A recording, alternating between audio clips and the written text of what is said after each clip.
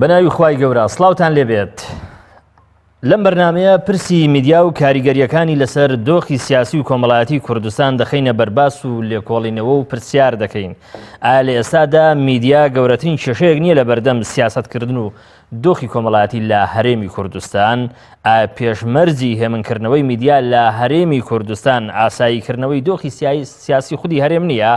ئایا بەڕاست میدیای کوردی بەگشتی پابەندی ئەو پرەنسیب و بنەمانەیە کە بەها بۆ کاری ڕۆژنامەگەری و میدیای پیشەیی دروست دەکەن؟ لەسەر ئاستی کۆمەڵایەتیش ئایا میدیای کوردی بەرپرسیارانە مامەڵە لەگەڵ بینەر و بیسەر و خوێنەری کووردا دەکات؟ دوجار ئایا کاتی ئەوە نەهاتووە لایەنە پەیوەندیدارەکان بە ڕۆڵی خۆیان هەڵبستن و بەرپرسیارانە مامەڵە لەگەڵ فەوزای میدیای کوردیدا بکەن؟ لەگەڵ هەر یەک لە بەڕێزان مامۆستایانی زانکۆ دکتۆر شێرکۆ جەبار، مامۆستا کامیل عومەر ئەم پرسا تاوتوێ دەکەین بە خراپی میوانە بەڕێزانخانم دەکەم. زۆر سپاسان دەکەم.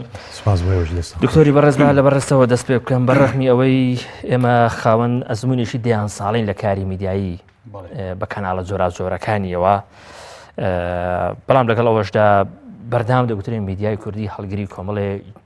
گرفت و کێشەی ڕیشەیە. ئەمە بوو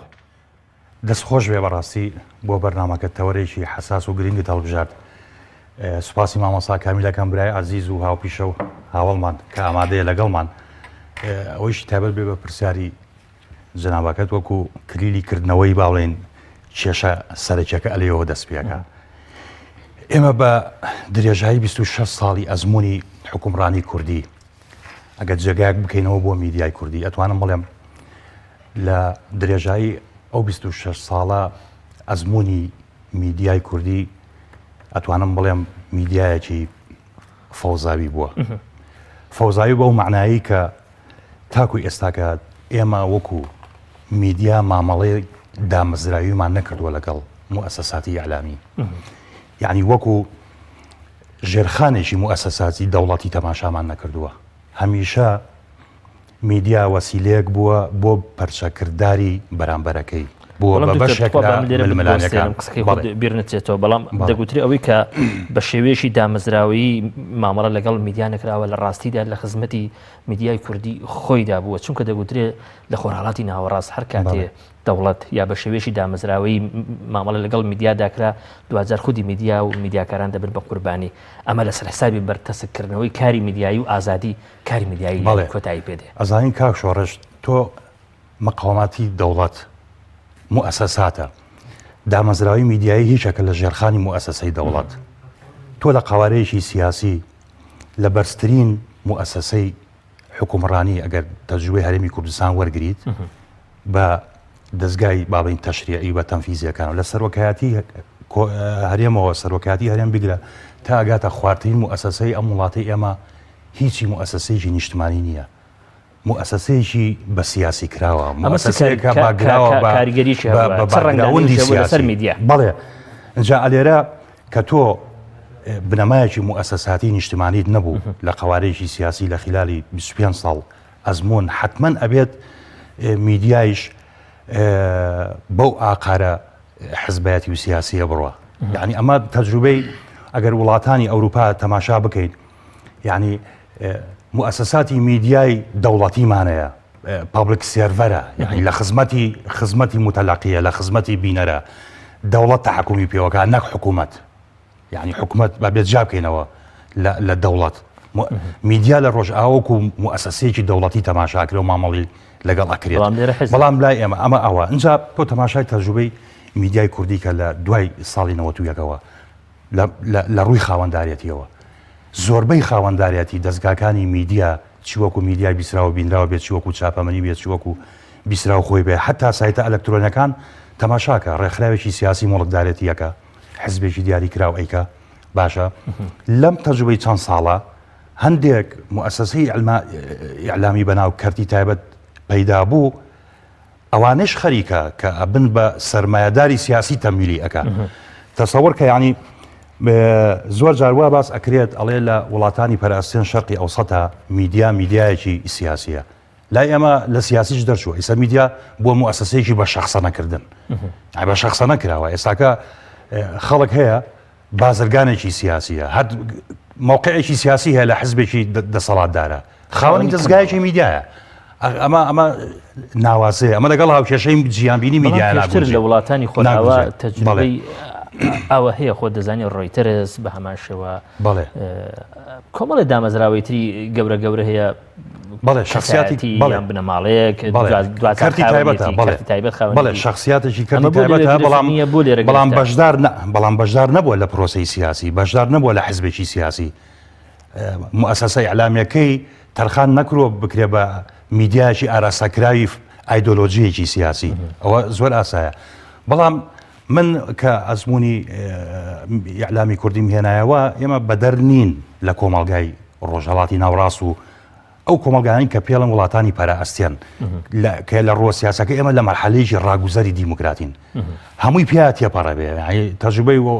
باشترین میدیای وڵاتانی لەسەر ئاسی عەرەبی مەسر بێنە بە هەمان شێوە لە پێش شۆڕشی یەنایر و دوای شۆڕشی یەنایریش بە هەمان شێوە یعنی چۆنڵێ ئەو هەژمونە دەسەڵاتدارەتی هەیە چی وەکو کەرتی تایبەت چی وەکو ئەو میدیانەی کە پێڵێن میدیای حکومیان میدیای دەوڵەتی ئێمەی کورد لەم تەجروبەیە بۆیە دێمەوە سەر چۆنڵی چوار گۆشەکەی یەکەم ئەمە واکا فەوزا دروستکە فەوزا دروستەکە کە تۆ دامەزراوی میدیایی کردداری نەبوو هەمیشە دامەزراندنی پەرچە کردار بوو ئەو کاتە تۆ ناتوانانی خطاب و پەیامی میدیایی تەواوی لە خزمەتی کۆمەلگا ببینی ناتوانانی ڕۆڵی گەشە سەندن ببینی وەکو میدیایکی مۆدرێن ئەو میدیایی کە ئێمە من و مامەسا کامیل تەلەبەکانمان فێر دەکەین پەروەردە دەکەین کە ئەڵێن ئەمە میدیای ئەکادیمیە بەم شێوە دەبێت کار بکە بەڵام گلەیش زۆرە لەسەر ناوەندە ئەکادیمیەکان بە تایبەتی ئەوانەی کە زانکۆکان نوێنەرایەتیان دەکەن بەوەی کە ئەوەی لەو ناوەندانەدا دوجار وەکو میدیاکار وەکو ڕاگەیانکار ڕوانامەی پێدرێ تر زۆر جیاواز نییانی لەوەی کە لە دەرەوەی زانکۆ دوجار ئیش دەکە ئەگەر ئەوەی دەرەوەی زانکۆ باشتریش کاکشۆش بۆی نەگەڕێمەوە سەر یعنی ئەو قسەی پێشم کە من وتم لە ئەو قوارە سیاسی کە ئێمە پێڵین هەرێمی کوردستان کە هیچ مؤسسەیەک مؤسسەیەکی نیشتمانی نییە تەنانەت بەڵێ نە مؤسسەی تعلیمی نە مؤسسەی سەحیمان نە مؤسسەی پیشەسا یعنی بە نیشتمانی نەکراوە ئەوە زۆر باش حاشا نەکرا ئەمە لەگەڵ ئەوەیشە میدیا ڕۆڵی هەڵوەشانەوەی جەماوەری مەبەستداریشی کردووە یعنی جەماوەری ئێمە تەماشاکە جەماوەری متەلاقی مەبەستم جەماوەری ئەوەیە کە بەردەستگاکانی میدیا ئەکەوێت دابەش بووە ئەمە جەماوەری دیاریکراوی کەناڵ فڵانە کەناڵە ئەمە خوێنەری فڵان ڕۆژنامەیە ئەمە خوێنەری گوێبیستی فڵان ڕادیۆیە یعنی تەماشاکە تەنها لەوەیش ڕۆڵێکی سلبی بینیوە میدیا جەماوەری متەلاقی جەماوەری مەبەستداری دابەش کردووە زۆر باشە ئەمە ئەلێرە خەتەرەکە ئەلەوەیە کە میدیای فعلی ناتوانێت ڕای گشتی بە تاواتی دروستکە لە هەرێمی کوردستان بۆیە دایمە پرۆسەی سیاسیمان پەرتو بڵاوە زۆر باشە مامۆستا کامیل ئەگەر لێرە لە هەرێمی کوردستان میدیا لەژێر کاریگەری بە دامەزراوەی بوونیشدا کاری نەکرد بێ بەڵام خۆ دوجار ئەم میدیانی کە لە هەرێمی کوردستاندا هەن میدیاکن سەر بە کۆمەڵێک لانی کەم حزبن کە هەمویان بەرمەبنای کاری نەتەوەیی و شۆڕەژەڕین ئەمە بەشی ئەوە ناکە ئەوەی کە ئەم حزبانە نەتەوەیین یا نەتەوەیی بوون یا سەر بە حقوبەیەکن کە پێوتری حقوبەی شۆڕەژێڕی کە دوجار میدیاکانیشان خاوەنی کۆمەڵێک پرەنسیب و بەهابن ئەمە بەشی ئەوە ناکە ئەم خەلفێتی ئەم بانگراوەندە لە ڕاستیە بۆکو هاوڕێم دکتۆر شێرکۆوتی ئێمە مؤسسەمان بنیاد دەناوە ئێمە سیستمی ئێمە هەڵەی بنیادی هەیە لە سیستمی ئێمەیە لەو سیستمی کە ئەم وڵاتە بەڕێوە با سیستمی بەڕێوەبردن میدیای ئێمەش بەشێکە لەو بربەرەتی کە لە دۆخی سیاسی ئێمە هەمانە ئێمە ناکرێت داوای شتێک بکەین لە میدیای ئێمە کە جوانتر بێ لە دۆخی سیاسی ئێمە بەداخەوە لەبەرەوەی میدیای ئێمە دوجار دابەش بووە بەسەر ئەو هێزە سیاسیانەی کە تۆ باسیەکەی میدیای ئێمە هێشتا دابەش بووە بەسەر ئەو شەرعێتە شۆڕژگێڕەی کە هێزە سیاسەکان تا ئەم لەحزەیەش هێزە نەریتخوازەکان تا ئەم لەحزەیەش هێناویانە لەگەڵ خۆیانە ئێستاش میدیای ئێمە بەشێکی زۆری کارکتەرەکانیان لە ئەحزابی سیاسین لە هێزی سیاسین هێزی سیاسیان لە پشتەوەیەوە بە منطقێکی سیاسی مامەڵاکن بیرمان نەچێ یەک ڕاستی هەیە من قەناعەتم وایە میدیا هەر بۆ خۆی لە دنیاشان نەک لە هەرێمی کوردستان ئامرازێکی سیاسیە ئەداتێکی سیاسیە بەکار ئەهێنرێ بەڵام بەشێک لەوەی کە تۆی لەی بەشی ئەوەیتیان نییە کە کۆمەڵک پرەنسیپ و بەها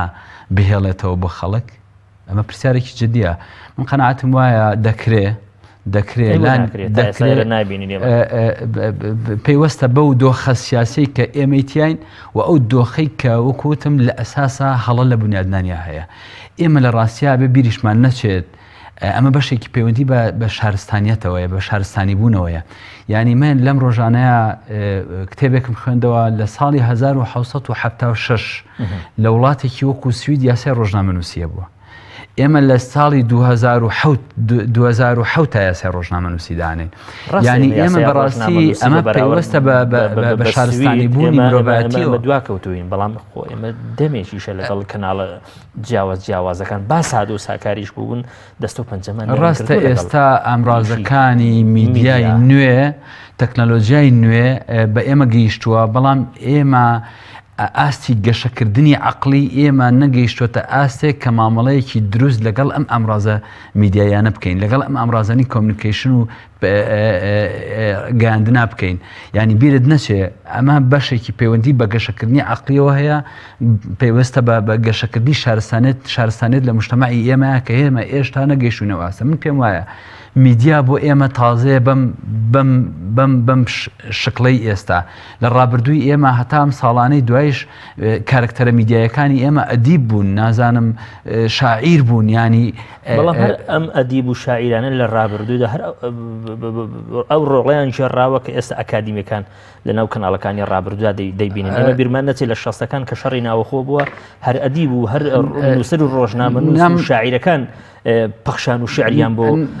بەرەدابەش بۆکان لە شەڕی ناوەخۆەکانیش بە ئەوانە قەڵەمی شەڕی ناوەخۆ بوون ئەوانە دەوری باشیان نەبینیەوە من قەناعەتم وایە ئەوانەی کە دەوری باشیان بینیەوە کە ڕۆژنامەنووس لە ڕابردووی ئێمەیە ئەو ئەدیب و نووسەرانە کە ئاگری شەڕی ناوخۆیان خۆش کردووە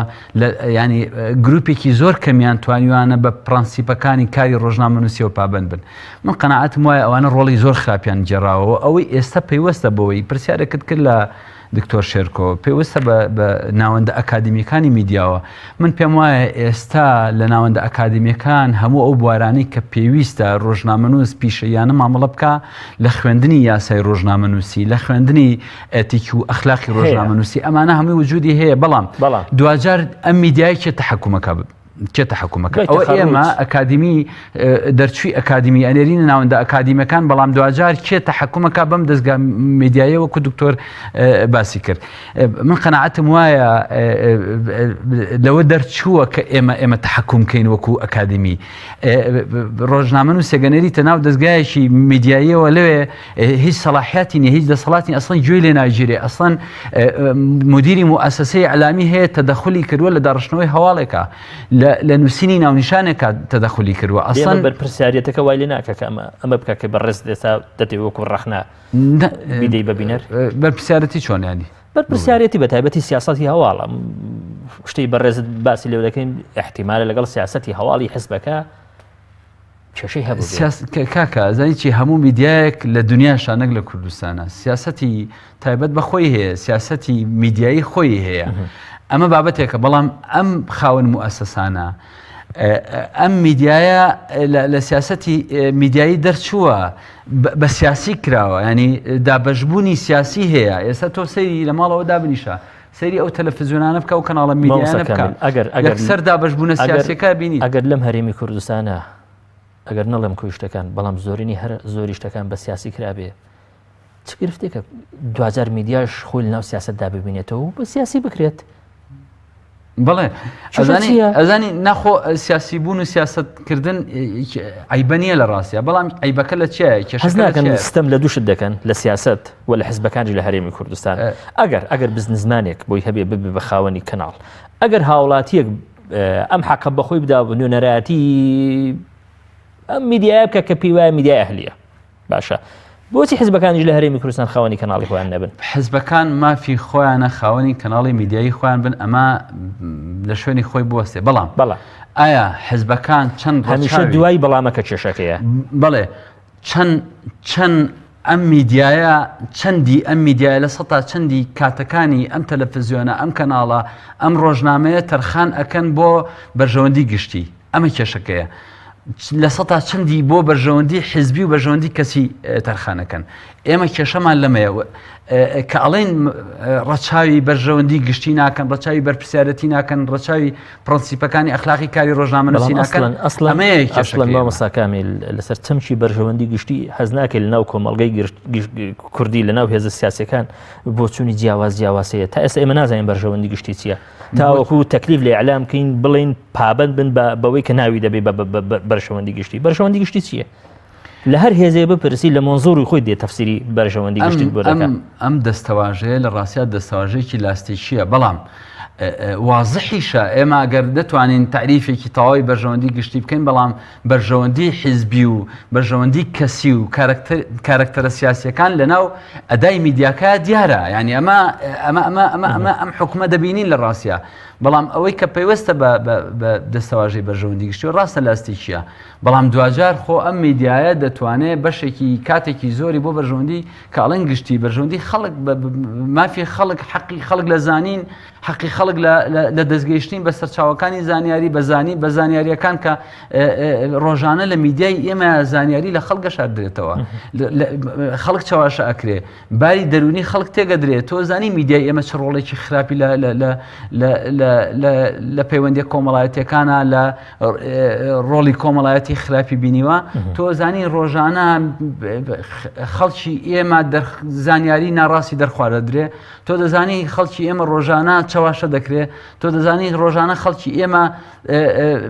بەلاڕێدا ئەبدێ و معلوماتی ناڕاست و هەواڵی ناڕاست و هەواڵی ڕوخێنەر و هەواڵی دوێنێ من گوێم لە یەکێک لە میدیاکان بوو دەڵێ پێدەچ سیرکە لەم ئاراستەکردنە پێدەچێت لە ساڵی داهاتووە دۆخی هەرێمی کوردستان بەرەو ئاستێکی زۆر مەترسیدار هەنگاو بنێ ئەم ترساندنە ئەم تێکشکاندنەی ئینسان لە مجتەمەعی ئێمە میدیاکانی ئێمە دەورێکی ئێزگار زۆر باشە دکتۆری بەڕێز هەر بە فعلی ئەمڕۆ لە هەرێمی کوردستان میدیای کوردی بە میدیای جۆرا و جۆریەوە بەرپرسە لەو دۆخە خراپەی کە هەیە میدیا بەرپرسە بەڵێ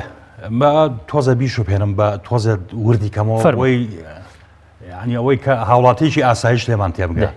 چۆن پزیشکێک بەرپرسیارە ئەخلاقیاتی پیشەیی خۆی هەیە بەرامبەر بە نەخۆشێک دوور بێ ئەگەر غەڵەتێکی پزیشکی بکات لەوا چێ گیانی ڕوحی کەسێک تێبچێ تەجروبەش زۆرە بینیمان چەنا خەڵک چاوی لە دەستدا لەبەر هەڵێکی پزیشکی ئەومانە ئەگەر ئەندازیارێک لە ئەخلاقیاتی پیشەکەی خۆی هەڵەیە بکالەوە چێ بینایە بڕوخێک کاکشۆڕەش بەڵام دڵنیا بە کاری پیشەی ڕاگەیاندن واتە سەوڕەکەم لە هەمووی ئەرکەکەی قورستر بێ و بەرپرسیارەتەکەی زیاتریش بێ لەبەرەوەی ئەگەر ئێمە مەبەستم کاڵێم ئەمە مەبەستم دەستگای میدیا یان میدیا بەعام ئەگەر بە پێی بنەما و دەستپلینی ئەخلاقی و معایری پیشەی خۆی ئیش نەکە یەک کۆمەڵگایەک نەخۆشەکە بێ کاکشۆڕەش کۆمەڵگایەک بە تەواوەتی نەخۆشە بێ یعنی تۆ لەبەرەوەی کاری میدیا کارێکی تەفاعولی و چۆنەڵێ کاریگەرە کارتێکەرە لەگەڵ چێ دەستگای میدیا ئەو پەیامە ئەو گوتارە لەگەڵ جەماوەر یعنی ئەم ڕۆڵە ئەگەر ڕۆڵێکی تەواوکاری نەبێت تۆ کۆمەڵگایەک لە ڕووی فکری و معرفیەوە نەخۆش ئەکەوێ کە کۆمەڵگاش نەخۆشکەوت ئەو کاتە هەمومان لەناو چۆنەڵی پاپۆڕەکە غەرقەبین و ئەوە ئەو کارە ساتابین یەک مناحەزەیەک بۆ ئیزافەی ئەوەی مامۆستا کامیل ئەوەی بەڕێزیشت بە برادرانی خاوەن دەستگا میدیا سیاسەکان لێمان عاجز نەبن سێ چەمکەیە بێت جا بکرێتەوە میدیای سیاسی سیاسەتی میدیا بە سیاسیکردنی میدیا ئەم سیستەمکە ئەبێ ینی جا بکرێتەوە سیاسەتی میدیا هەموو دامەزراوەکی ئەعلامی سیاسەتی میدیای خۆی هەیە زۆر ئاسایە ئەمە پلانی ساڵانە و دوورمەودا و کورتمەودا و تەکنیک ڕۆژانەش بەڵێ زۆر ئاسایە ئەگەر خاوەنی ئایدۆلۆژیاکی سیاسیش بێ هیچ حرام نییە و عیب نییە زۆر ئاسایە عینە وەکو مامەساوتی ئەمە نموزەجێکی ناوازەیە لە یعنی لە شەرقی ئەوسەد بە تایبەت ئێمە هەرێمی کوردستان یعنی عێراق بە دەرەجەی یەکەم دوو ئێمە لە هیچ شوێنێک نەبووە هەموو حیزبێک دامەزراوی میدیایی هەبێ لە هیچ شوێنێک نەبووە حیزبێک زیاتر لە مەنزومەیەکی ئەعلامی هەیە کاکە ئەخەوەمە خەتەکە شتیوانە لە معلعلم تۆ مؤسسەیەکی میدیایی نیشتیمانی نییە ئەو پابلیک سێڤەری کە باسم کرد یعنی ئەمە وا ئەکات کە دەوری تۆ لە عملی ئیتساڵەکەت تەجدید بکرێتەوە کاک شۆڕەت میدیای ئێمە لە وەزیفە سەرەکیەکەی خۆی لای داوە میدیا وەک ئەوەی وەزیفەیەکی تەوعەوی تەسقیفی پەروەردەکردی کەلتور بۆ بەغایەتێک بۆ ئامانجێکی سیاسی دیاری کراو بە هەموویەوە بەبێت جیاوازی بەکەرتی تایبەت و بەوانەی تریشەوە یعنی هیچ ئەوەیانە میدیای ئێمە لە تەسویقی سیاسیەوە وەکو وەزیفەیەکی میهەنی و پیشەی ئەکادمی تەسویقی سیاسی ئاراسەکەی گۆڕاوە بۆ پروپاگەندەی سیاسی یعنی میدیای ئێمە بەعام زیاترەوەی کا لەسەر تەسویقی سیاسی بکە وەکو کەرەستەیەک بۆ وەعی سیاسی خەڵک وشارکردنەوەی خەڵک بۆ بە پروپاگەندەی شخص بەڵێ یعنی ئاوای لاتوە ئەمەیە کا شۆڕژ یعنی زەینی فکر و زەینی خەڵک لێرە نەخۆش ئەکەوێ یەک ئەوەی کە معلومات باشی پێ نادرێ زانیاری باشی پێ نادرێ باش تەسخیف ناکرێ باش پەروەردە ناکرێ بە جیهان بینی سیاسی و کۆمەڵایەتی و ئاووری ئەمانە لەگەڵ ئەوەیشە میدیای کوردی هیچێک لە هەرە خەتەرەکانی ئەمڕۆی وەزیفەی میدیای کوردی وەکو باسم کرد دووبارەیە یەکەمەوە جەماوەری مەبەستدار جەماوەری وەرگر متەلەقی هەڵوەشانوەتەوە دابەشی کردووە بۆ چەند بیر و ئایدۆلۆجیا و ئەوە فکرێک یعنی ئەمەیە کە ناتوانانی ئەمە تەماشاکە تۆ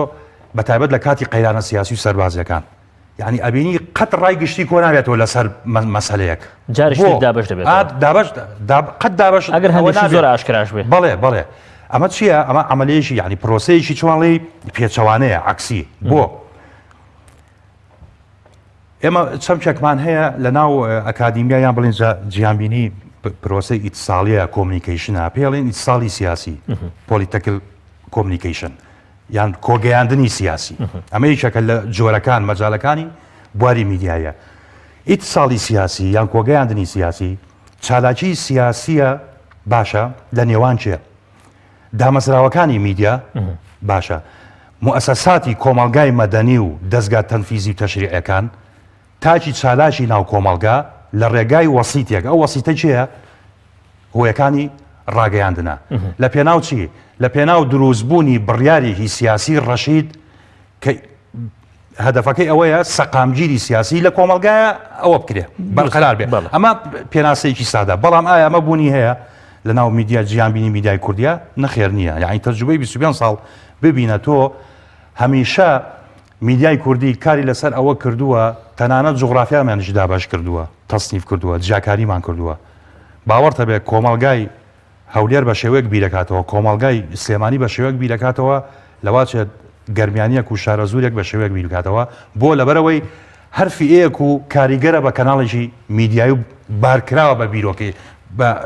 ئایدۆلۆژیایەکی سیاسی ئەمە خەتەرەکەیە بۆیە لێرە دامە لە کاتی قەیرانی سیاسی قەیرانی سەربازی هەمیشە ڕایەکی گشتی موحد نییە بۆ بەرپەرزدانەوەی قەیرانە سیاسیەکان هەمیشە هەڵوەشاوەیە هەمیشە یعنی وەک عەرەبێک هەمیشە جەماوەرە دابش بۆکە چاوەڕێ لە ڕاگەیاندنەکەی خۆی چ بیبیستێ چ ببینێ بێ ئەمە ینی جارێش وامان لیا کردووە جەماوەر چۆن ئەڵێ وەکو ڕۆبەرت ئاسا من تەنها لەبانەوە تا ئێوارە بەس اعتیماد دەکەم بە کەناڵی پەیام بۆ هەواڵەکان بۆ راپۆرت هەواڵەکان بۆ بەرنامە سیاسیەکان بۆ فلیمەدی کۆمنتاریەکان بۆ بەرنامە تەرفیهەکان و هەروەها برادرێکی تریش بە هەمان شێوە کەناڵێکی تر ئەو ئێمە بۆیە من ناو پەیام بێنە لە بەرۆی میوانین و حەقی ئەومانێ با لێرەوە قسەکەینەوەمانە مەبەستم ئەمە یعنی جەماوەرەکە ئاوا دابش بووە ئاوا جاکراوە ئەمە ئەو لایەنە سلبیە کە مؤسسەی ئەعلامی بەڵام دکتۆر دەگوترێت لە ڕاستیدا ڕاگەیاندن دوجار هەر ئەو دۆڕێی ئەو دەورەی هەیە کە شت دەگوازێتەوە ئەم وەزیفەیە دەگوازێتەوە بۆ بینەر بۆ بیسەر بۆ خوێنەرەکەی کە لە پشتیەوە هێزە سیاسیەکان کەسایەتە سیاسیەکان بزنسمانەکان ئەوانەی کە لە پشت ئەم ڕاگەیاندنن ینی ئیتر گوناحی ڕاگەیاندن لێرەدا لە چییە؟ دوجار کەناڵەکانی ڕاگەیاندن جگە لە هۆکارێک بۆ گەیاندنی ئەوەی کە پێیان سپێرراوە شتێکی تر نین کاتر بۆ ینی کۆی ئیتیهامەکە لەسەر کەناڵەکانی ڕاگەیاندن بێ بۆ لەسەر ئەجێندە و ئەو هێزە سیاسی و ئەم کەسایەتیانە نەبێت کە لە پشتی کەناڵەکانی ڕاگەیاندنەوە وەستا لەبەرەوەی ئەوان خاوەنددارێتی یەکەن کاک ئێمە کە بیدایەت باسمان کرد وتمان مؤسسەی میدیایی سەردەمیانە کە باز مؤسسەی ئیعلامی سەردەمیان ناکەین هەمیشە ئێمە ئەبێ پەنابەرین بۆ ئەزمموی ڕۆژئاوە یعنی بەڕاستی زەمینەیەکی دیموکراتی لەبارە تەجروبەیەکی چەند سە ساڵیان هەیە لە مەجالەکەیە خۆشان خاوەنی تەواوی تیۆرە و توێژینەوە و تەکنەلۆژیای میدیایەکەن خۆیان بە خاوەنی ئەوەی شەزانن یعنی بەڕاستی ئەوە قەت ناکرێت ئێمە خۆمان بەراورد بکەین بە تەجروبەی میدیایی ڕۆژئاوایی ئەمە یەک دوو هەمیشە لە هەر کۆمەڵگایەک ئەگەر مەساحەی ئازادی و دیموکراتی بەرفراوان نەبوو قەدمی دامەزراوێکی میدیایی تەندروست نایەتەکەیەوە یعنی ئەوە دڵنیا بە ئەمە دوو لە هەر کۆمەڵگایەک یان بڵێ لە هەر قەوارەیەکی سیاسی سیستەمێکی حکومڕانی ڕەشید نەبوو هەمیشە دەستگا میدیایەکەی ئەبێتە دەستگایەکی میدیایی تەبەعی پاشکۆ تەنها بۆ جڵەوگرتنی ئاراستەی فکری جەماوەرە دڵنیا بە تەجروبەی میدیای حزبی بەعسی بازاران بینە پێشەوە یعنی لە ساڵی 68ەوە کە ئەو ئینقلابە یەک بە دوایەکانە کرا تا 2004 بە پەنجەی دەستە ژمێرە یەک کەناڵی تەلەڤیزیۆنی دوو ڕۆژنامەی مەرکەزی تەماشاکە یعنی یەک فکرێکی سیاسی شوەڤینی حزبی بەعس کە ئاراستە ئەکرا تەواو یعنی تۆ تەواوی جمهوری با بڵێن ئەم قاوەرە سیاسی کە پێوتە دەوڵەتی عێراقی جگە لەو کۆمەڵە چۆنڵی شیعاراتە بەڕاقانەی حزبی بەعس کە باسێکە لەوە زیاتر هیچ شتێک نەبوو یعنی وازەحە بەڵام کۆمەڵگەیشی ئارام بوو بەڵێ یعنی مەبەستم یعنی ئەمە ئەو سەردەمانە ڕۆی یعنی گوزەرشت بەڵام لەم دەدێت دەیانەی ئەخیر کە مەسەن ئەم ناوچەیە کە ئەو هەموو ئاڵۆزی و بارودۆخە سیاسی بەخۆیەوە بینی و بەناوی بەهاری عەرەبی و شۆڕەشەکانی بەهاری عەرەبی و ئەمانە ئەلێرە چۆن ئەڵێ بە یەکداتا چوونێک ڕاچەڵەکانێک با بڵێن یعنی چوونە تێکەڵ کێشێک دروست بوو لە نێوان میدیای تە کۆن لەگەڵ میدیای سەردەمی نوێیە لێرە جۆرێک میدیا پەیدا بوو پێوتێت میدیای کەرتی تایبەت ئەو کەسانی کە میدیای کەرتی تایبەتیان دامەزان بە هەمان جیلی ئەو کۆمەڵگایە بوون هەمان ئەو جیلی ئەو عەقلیەتە بوون کە کاتی خۆی کە میدیای بردوتە ڕێوە بە هەمان ئەو ئاراستە فکریە میدیای بردوتە ڕێوە بەڵام تەنها وای ناوەکەیە ناوی کەرتی تایبەتە یعنی تۆ تەماشاکە لە دوای 2014 ئێمە ئەزمموی میدیای کوردی ناو هیچ مؤسسەیەک نایەنم چەند کەناڵێکی ئاسمانی چەند گۆڤارێک چەند سایتێک بەناوی کەرتی تایبەت هاتە مەیدانی میدیای کوردی تەماشاکە لە دوای فترەیەکی زەمانی ساڵێک بۆ 2 ساڵ هەستەکەی کە ئاراستەی فکری یان باڵنی سیاسەتی ئەم دەستگا میدیایە لە ئەوەی کە پێوتێت پابەندی بوون بە کار و ئەخلاقی پیشەیی ڕاگەیاندن هەستەکەی یعنی شتێک نییە ناوی ئەوە بێ ئیلتزام بوون بە بابەتی بوون بە دیقەت بە بێلایەنی تەوازنی گوتاری ئیعلامی پەیامی ئیعلامی هەستەکەی بە هەمان شێوە ئەوانیش قورتار نەبوون لەو باگراوندە سیاسی زۆر باشە زۆر باشە نمونە چۆنڵی بچووکترین نمونەمان ئەو کەناڵە ئاسمانیا بوون کە بە ناوی کەرتی تایبەت دروست بوون خاوەنەکانیان بوون بە کەسایەتێکی سیاسی لەبڕ یعنی تۆ ئەوەی کە ئەبینراد ئەزانی کە ئەم کەناڵە بۆ تەوەجوهێکی سیاسی کەسی سەرمایه‌داری سیاسی کار دەکات ئیتر ناتوانین لێرە تۆ من بڵێم بابەتی بوون فەرزکەم بەسەر ئەم کەناڵە کە بە ناوی کەرتی تایبەت هەر ئەوەندەی کە ئەم بەڕێزە بڕیارەدا کاریشی سیاسی بکە دەبێت کۆی کاری ئەم کەناڵە بخینە ژێر پرسیارێکی زۆر گەورەوە کە ئیتر بای ئەوە نەکات کە تۆ ئاراستەی خطابی میدیاییت بۆ فکرێکی ئایدۆلۆژیایەکی سیاسەتی دیاریکراوی محەدەد تەرخان کرد ئەو کاتە هیچ شتێک بنەمایەک نامێنێ ناوی بابەتی بوون پیشەی بوون یان بێلایەنی مامۆستایش ئەزانێت کە خۆی لەواسی ئیخساسی مەجالی ئێتیک و یاسای ڕۆژنامەگەری بێت هیچێک لە بنەماکانی کاری میدیایی پیشەی بوون ئەوەیە کە تۆ مصداقیت و ڕازگۆیی لە ناو بینەری خۆت و خوێنەری خۆتە ئەوە بچەسپێنی ئەوەیە بێ هەمیشە تۆ بێلایەن بی لە خستنەڕووی بابەت ماوەسا کامیل حتا لە وڵاتانی خۆرئاواش ئەو تەکلیفە هەز ناکەی لە میدیا حتا ئەو میدیانەی کە ئیدعای ئەوە دەکەن کە سەربەخۆن نییە بەوەی کە لە ئاسی ئەو ڕووداوانەی کە ڕووداوی نەتەوەی بێلایەن بن خۆت دەزانی بەنمونە ئێمە با جەنگی ئەمریکا عێراق بە نمونە بهێنینەوە دەگوترێ بنم نەسیێنێن چزانم میدیای ئەمریکی بە شێوەیەکی گشتی بێلایەن نەبووە ینی کەسیش ناتوانێت یا تا ئێرە نەیگوتوە ئەم میدیایانە میدیاییان حکومین یان میدیای حیزبین چزانم میدیای چی ئەنی بەو ئاڕاستەی ئیشیان کردووە کە دوجار خزمەتی کردووە بە سوپای ئەمریکی ئەگەر خزمەتیشی نەکردووە بە کۆی حکوومەت و ئەو کابینەیە کە لەو کاتەدا لەسەر کار بووە من لە کەواتە بۆچی لێرە کەناڵێک کە باوە حەقسە بکەین کە ئیدعای ئەهلی بوون دەکات لەبەرەوەی بەڕێزێکیان یا خاوەنەکەی بڕیاری داوە ببێ بە کەسایەتێکی سیاسی دەبێ ئەم کەناڵە بخەینە ژێر پرسیارەوە ئەمەستەمێژی گەورە نیە لە میدیا لەو میدیاش لە ڕێی وتارێکی 1500ەوە لە ڕۆژنامەی ئاوێنە بڵاوم کردوێتەوە سەلمان دوومە کە شتێک بوونی نییە بە ناوی بێلایەنیەوە هەڵبەتە نەک لە کوردستان لە جیهاندا بەڵام ئێمە داوای بەرپرسیارەتیەکەن لە میدیاکان لە ڕاگەاندنەکان ئێمە داوای مەوزوعیەت و بابەتی بوونەکەن لە ڕاگەاندنەکان دووشتی جیاوازە بێلایەن بوون هەتا CNN BBC لایەندارە بۆ هەموو قەزیە پرسە نیشتیمانیەکانی وڵاتەکەیان لە بەرامبەر هەر قەزیەکە ینی تۆ سیرکەم وەرە یەک میدیان پێ بڵێ میدیای ئەمریکیم پێ بڵێ ئەو ئابڕوبەریانەی کە سوپای ئەمریکی لە ڤێتنام کردوێتی بڵاوی کردوێت یا وێنەی دیلێکی سوپای ئەمریکای یەک میدیای ئیسرائیلیم پێ بڵێ ئەو هەموو زوڵموستەمەی بەرامبەر بە سوپای وڵاتەکەی بە فەڵەستینیەکان و بە خەڵکانی تر کردویان بڵاویان کردبێتەوە یەک میدیای عێراقیم پێ بڵێ بۆ نموناگەر عێراقیش بڵێن شتێکی بڵاو کردبێتەوە کە سوپای وڵاتەکەی کە بۆچی میدیای کوردی ئەمە ناکە لە دنیاە ئەم حاڵەتە ئەمە میدیای کوردی ئەمە ناکە میدیای ئێمە داوای ئەم بەرپرسیارەتیەکەن کە لەسەر ئاستی نیشتیمانەکەمانە ڕەچاوی بەرپرسیارەتی بکە ئەمەی نەکردووە نایکا لەبەرەوەی ئەسڵان ئەم هێزە سیاسانە ئێمە باسی خەتەریە کە باسی ئەوە کەین پێمان گوناه بەهێزی سیاسی میدیای هەبێ مەسەلەکە ئەوەیە لە ئەساسە ئەم هێزە سیاسیانە کە خاوەندارەتی میدیا ناکەن خۆیان هێزی نیشتیمانی نین خۆیان دابەش بوون بەسەر ئەم دەوڵەت و ئەو دەوڵەتە خۆیان جۆرێک لە جۆرەکان پیاوی ئەم دەوڵەت و ئەو دەوڵەتن جاشی ئەم دەوڵەت و ئەو دەوڵەتن میدیاکانیش بە هەمان منطق بە هەمان لۆژیک کارەکە ئێمە بینیمانە میدیای کوردیمان بینیوە چۆن بۆ دەوڵەتێکی تر زۆر بە ئاشکرا زۆر بەڕوویەکی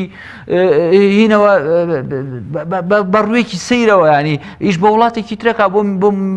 بۆ سیاسەتی وڵاتێکی ترەکە لە هێزە نیشتیمانیەکانی وڵاتەکەی خۆیدا لە هێزە کوردیەکانی کوردستانەکەی خۆیدا لە بەرخاتی دەوڵەتێکی تر ئێمە ئەمانە لە میدیای کوردیا بۆ ئێمە هیچی هین نییە هیچی شتی شاراوە نییە کێشەی میدیای ئێمە ئەوەیە ئێمە لە شەڕی داعشە تەسەورەکەی ئێمە چیمان پیشانی میدیاکانی پیشانی نارەکانمان ناوە وتومانە شوێنی هێزەکەی شوێنی گەریلاکان لە کەرکووک سیرکە شوێنی گەریلاکان هەراوە سەنگەرەکانمان پیشانداوە ئەمە میدیای ئێمە پێشمەرگە لێرەوە چێ بۆ کۆبانی بۆ هاوکاری خەڵکی کۆبانی ئەڵەتی ئەو ڕێگانەی کە پێشمەرگەکان نەخشەکەی داناوە ئەڵێ ئەو ڕێگانەی کە پێشمەرگە پێدا دەچێت بۆ کۆبانێ ئەمە نابەرپرسیارەتی میدیای ئێمەیە بە سەدان نمونەت بۆ ئێمە لە دۆخی داعشا کە ئەڵێ میدیای ئێمە نابەرپرسیارە لە دۆخی داعشا ئەزانی داعشمان کرد بە چەند قەبەمان کردمان بە چی هێزێک میدیای ئێمە هاتووەڵێ چی ئەڵێ لێدوان لە وتەبێژی داعش ڕێکخراوە داعش دەوڵەتی موئەسەساتیە تۆڵێ لێدوان لە وتەبێژی داعش ئەمە مۆزوعیەت نییە ئەمە نابەرپرسیارەتیە مەوزوعیەت 2020 نەچێ بابەتی بوون مەوزوعیەت ئەگەر زۆر کەس بڵێ مەوزوعیەت دەوێت تۆ هەموو شتەکان وەکو خۆی بگوێزیتەوە نەخێر سنوورێک هەیە پێوتێت سنووری بەرپرسیارەتی نیشتیمانی سنووری ئاسایشی نیشتیمانی ئێمە بێت لەم سنوورەیە ڕەچاوی مەوزوعیەت بکەین ڕەچاوی بەرپرسیارەتی بکەین ڕەچاوی بێلایەنی بکەین ڕەچاوی هەموو ئەو بنەما ئەخلاقیانە بکەین کە کاری ڕۆژنامەنووسی داوامان لێەکە زۆر چاکەم ماوەسا کامل دەگوترێ بە تەنها تۆمەتبارکردنی کەناڵ و دامەزراوە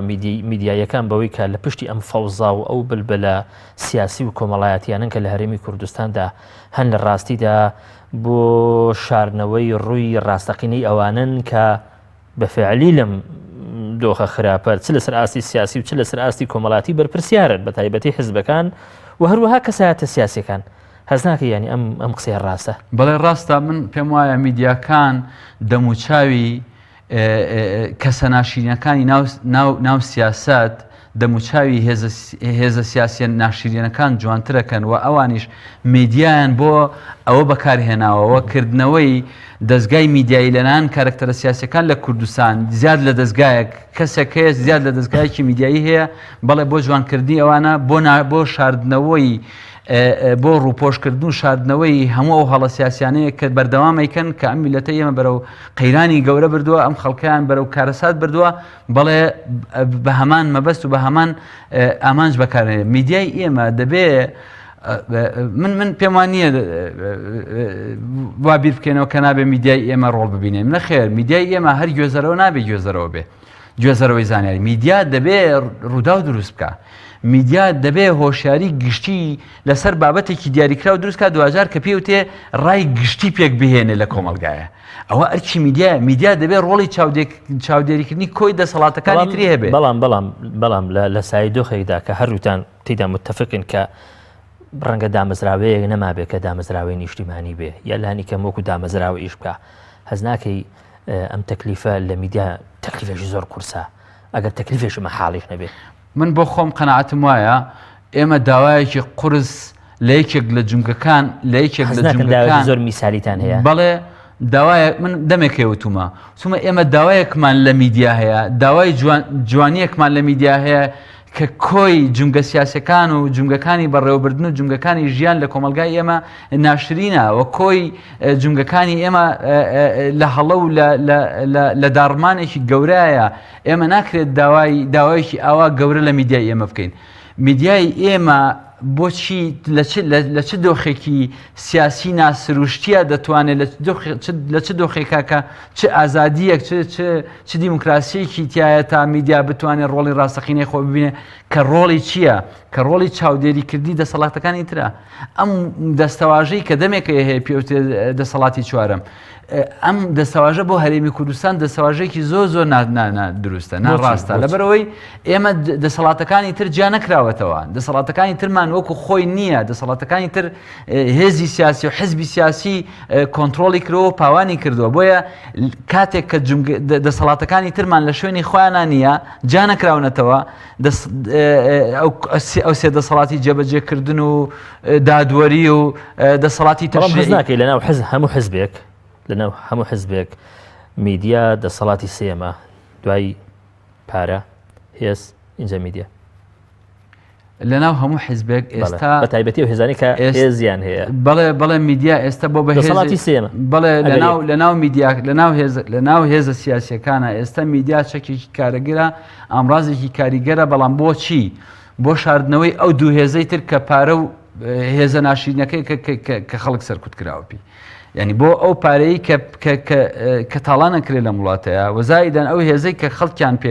کە ڕۆژنامەنووسیان پێتیرۆ کردووە بۆ شاردنەوە بۆ جوانکردنی ئەمانەیە لە ڕاستیە بەداخەوە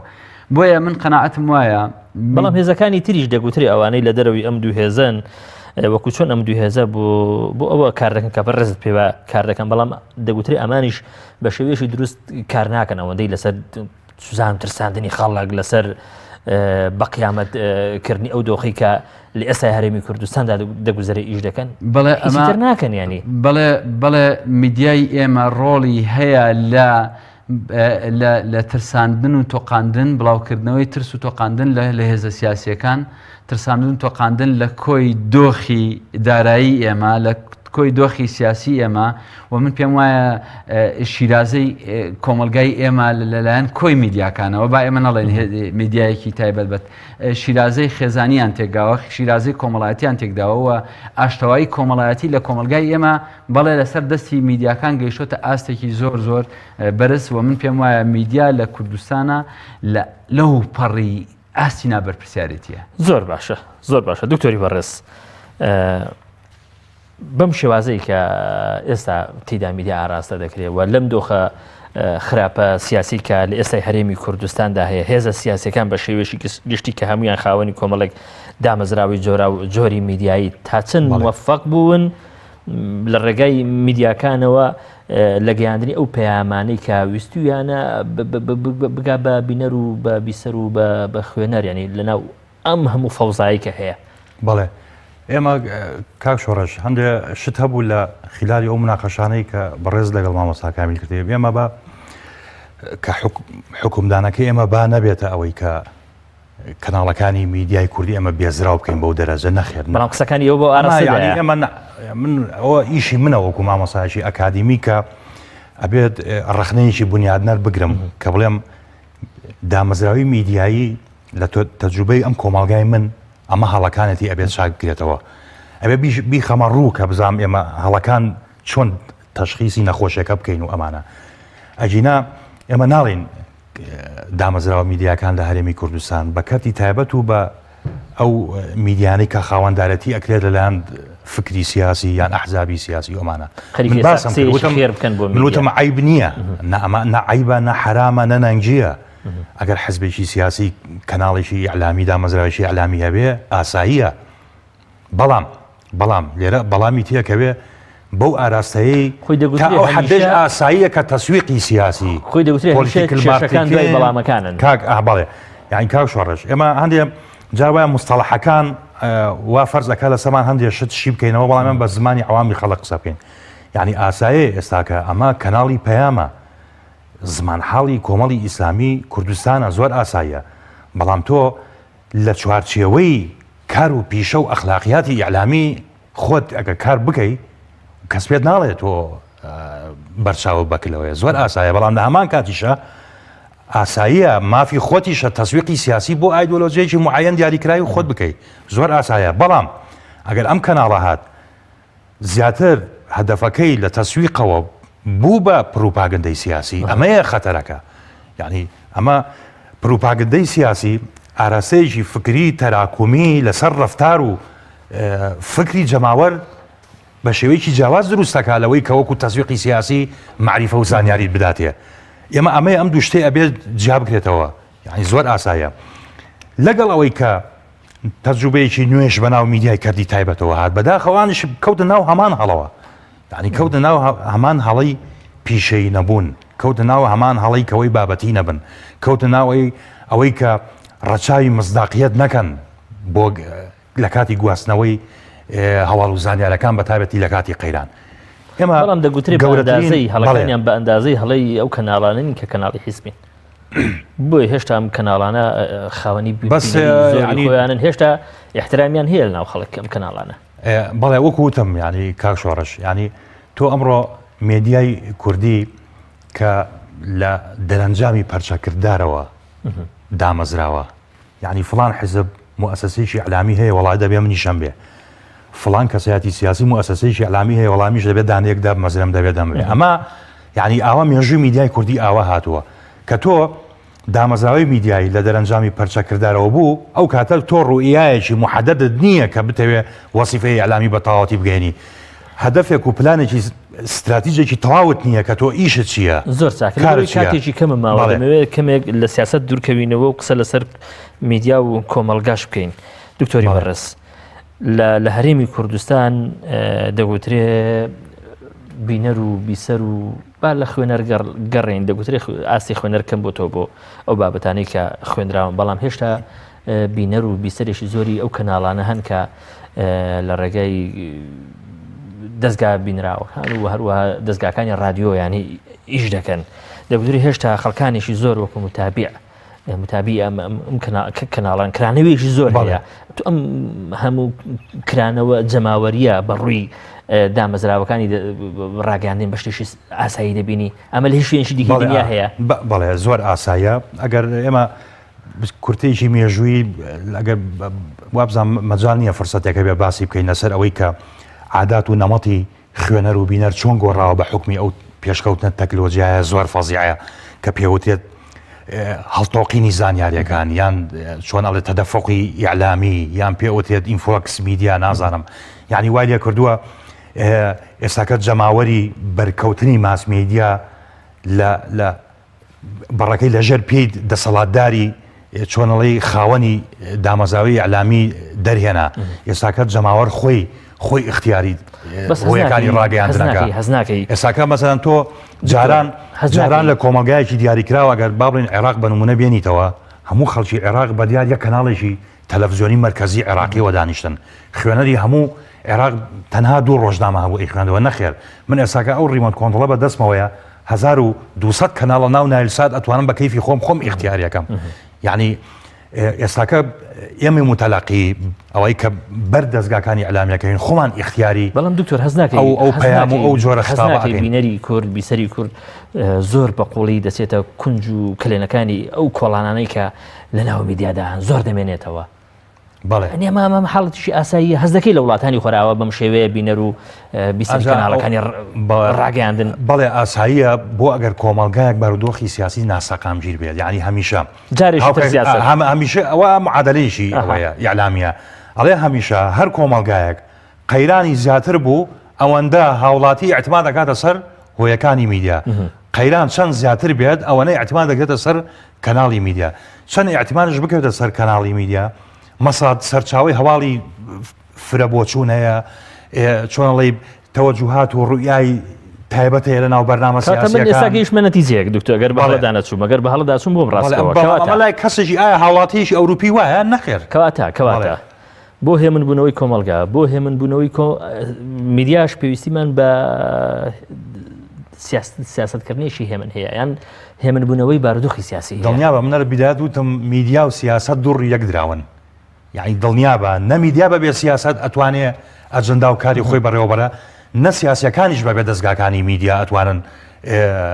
وەزیفەی سیاسی خۆیان بکەن. زۆر باشە مامۆستا کامیلجان لەسەر ئاستی کۆمەڵایەتی میدیای کوردی تا چەند بەرپرسیارانە مامەڵە دەکات لەگەڵ کۆمەڵگاکەی خۆی لە سیاست گەڕی لە سیاست گەڕین لە ڕاستیا من قەناعەتم وایە نابەرپرسانە مامەڵەی کردووە جارێکی تر لە ڕووی کۆمەڵایەتیەوە چەند جار ئەوە دووپاتەکەمەوە بە بەڵگەی ئەوەی لەم ماوەی قەیرانی داراییە کە هەبووە ڕۆژانە میدیای ئێمە هەواڵی و زانیاری ناڕاستی بڵاو کردوێتەوە کە پەیوەست بوو بە موچەوە ئەوەی کە پەیوەندی بە حیاتی ڕۆژانەی خەڵکەوە بووە بە ژیانی ڕۆژانەی خەڵکەوە هەبووە پەیوەندی بە باری ئابوووریەوە هەبووە ڕۆژانە خەڵک هەواڵ و زانیاری میدیا هەواڵ و زانیاری لە چاواشەکان ناڕاست بڵاو کردوێتەوە و خەڵکی ڕوبەڕووی دۆخێکی دەرونی شڵاژاو کردوێتەوە کە بەردەوام کاریشی کردووە لەسەر ئاستا کۆمەڵایەتەکە تا خەڵک هێمن بێ بنمونە لە ڕێگەی ئەو بابەتانی کە پەیوەندیان بە مسلسلاتەوە هەیە بە گۆرانیەوە هەیە بە بابەتی دیکۆمنتاریەوە هەیە ناکرێت ئەم جانب بەش ببینین ئەم جانبە بۆ هێمن بۆ نییە لە ڕاستیا ئەوانەی کە خاوەنی ئەم میدیانن کە مسلسلاتیان هەیە کە گۆرانی و ئەفلامی جۆراوجۆریان هەیە لە ڕاستیا بەشێکیان بۆ گەوچکردنی کۆمەلگایەوە بۆ بەلاڕێدانی خەڵکە لە کێشە بنەڕەتەکانیان یعنی من قەناعەتمانە میدیا دەبێت زانیاری و هەواڵ وەکو خۆی و دەبێ ڕوونکاری لەسەر شارا و نادیارەکان بدا بە بینەرەکانی بە خوێنەرەکانی بە جۆگرەکانی نەک ئەوەی کە بێت شەوانە کۆمەڵە کەناڵ دانراوە کۆمەڵە حەڵەقاتی دوور لە کۆمەلگای ئێمەوە کۆمەڵێک فیلم و گۆرانی دوور لە دابوونەریت و کەلتوری کۆمەلگای ئێمەوە بڵاوەکەنەوە کە ئەمانە بەشێکن لە وێرانکردنی مسلسل و ئەم گۆرانیانە کە پێ وایە دوورن لە دابوونەریتی کۆمەلگای کوردی لەناو ئەو کۆمەلگەیە بینەری هەیە بینەری هەیە بەڵام من قەناعەتم وایە ئەوەندەی ڕۆڵی لە تێکدانی شیرازەی خێزانی کۆمەڵایەتی هەیە ئەوەندە کۆمەلگای بەرەو کەناری ئارام و بەرەو ئەوەی کە تۆی لەی هێمنی و باری دەرونی دروست نەبردووە من قەناعەتم وایە ئەو جۆرە میدیایانە ڕۆڵی هێندەی میدیای هێزە سیاسیەکان یاخود میدیا بە سیاسی کراوەکان ڕۆڵی خراپیان بینیوە زۆر چاکە ئێستا ئێمە لە بەردەم میدیایشی ترداین دەمەوێت پرسیارەکان بە خێرایی بکەم بەڵام لە پرسیاری زۆر ماوە بەداخەوە کاتیش پێرەچە لە کۆتاییدا بن میدیای ناو ئەو فەزا ئەلکترۆنیی کە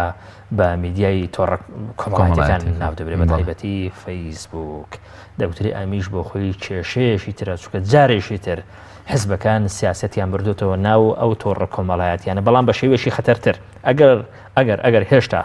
شتێک لە پرەنسیپ و شتێک لە مەسئولیت لە ناو کەناڵەکانی ڕاگەیاندن مابێ بە حکمی ئەوەی کە هێشتا شتێک هەیە بە ناوی یاسا لانی کەم بۆ هەندێک کەناڵ بەڵام لە فەزای ئەلکترۆنی شتێک نییە بە ناوی چاودێری بە ناوی بەرپرسیارەتی بۆیە هێزە سیاسەکان کەسایەتەکانیش تەنانەت لە ڕێگەی ناوی خوازراوەوە شەڕێکی خراپتر بەڕێوە دەبن کە بە ئاشکرا لە ڕێگەی کەناڵەکانیانەوە بەڕێوی دەبن بەڕێزت لەبارەوە دەڵێن بڵێ لە ڕاستیا ئەوەی کە پێوتێ سۆشیال میدیا میدیای کۆمەڵایەتی یاخود تۆڕە کۆمەڵایەتیەکان ئەمانە دیوی نەرێنیان هەیە لەوەی کە ناچنە ژێر باری هیچ چاودێریەکی یاسایی و کۆمەڵای بەڵام بیرمان نەچێت من پێم وایە